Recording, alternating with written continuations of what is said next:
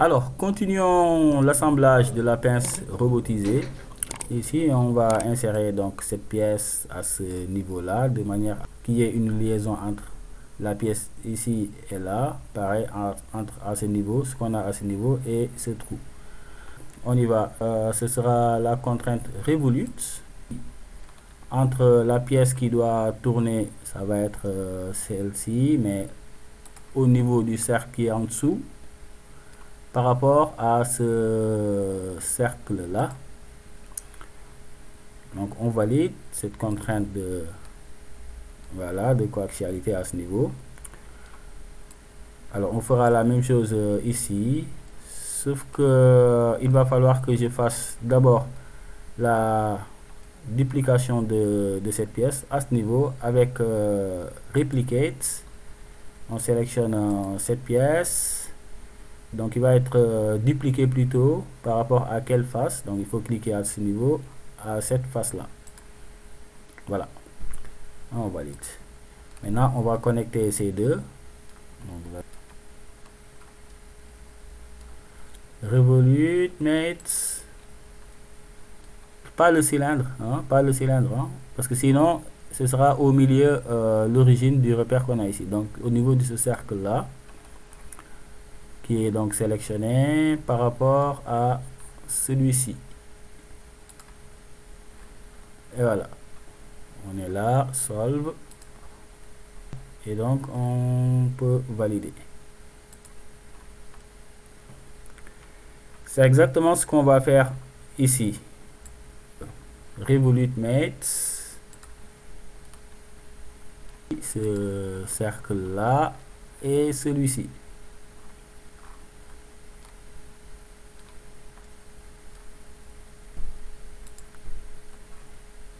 Voilà, solve pour régler ce problème et c'est bon. Ça commence à prendre forme. On peut faire bouger un peu pour voir, hein, mais il nous reste une autre pièce à insérer ici. Donc pour cela, on va aller dans insertion. On va prendre cette pièce, la pièce 2. On va l'avoir deux fois alors. On va la placer ici. On valide. Maintenant, il faudrait que cette pièce, donc cette partie, cette face de la pièce, soit parallèle, soit en face avec ce qu'on a ici. Donc pour cela, je clique une fois sur la pièce et on prend bien ceci. Là, je vais faire comme ça pour que ce soit plus clair. Voilà, ça, on va appuyer avec la souris, on fait tourner. Pour lui indiquer une valeur exacte maintenant de 180 degrés. Ça nous permet de la placer dans l'autre sens. Et maintenant, on valide. On clique ici pour valider. Une fois que c'est fait, on va donc la déplacer. Reprendre donc les mêmes contraintes ici. Revolute toujours, Mate.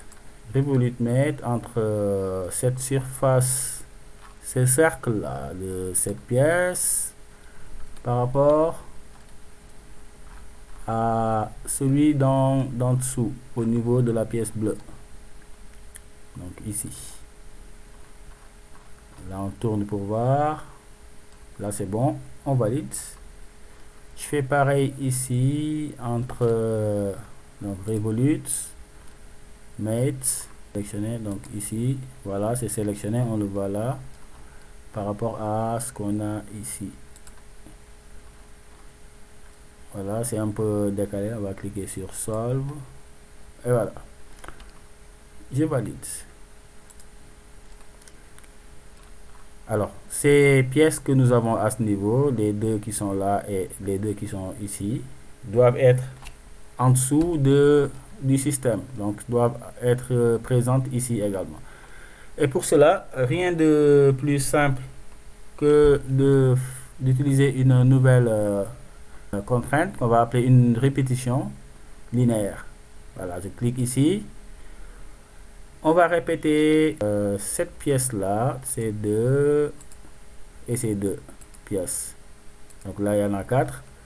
Il nous demande quelle est la direction de répétition. Je peux juste cliquer ici pour lui montrer que ça doit suivre cette direction là. Et là, on voit bien que les 4 pièces ont été rajoutées en bas. Et là, on valide. Voilà, on va tester un tout petit peu pour voir ce que ça donne. Donc là, ça bouge. Voilà. Donc on va s'arrêter là pour cette vidéo. Et à la suivante, ce sera la dernière. On passera à l'animation de cet assemblage-là de manière à simuler le mouvement ou bien les différents mouvements.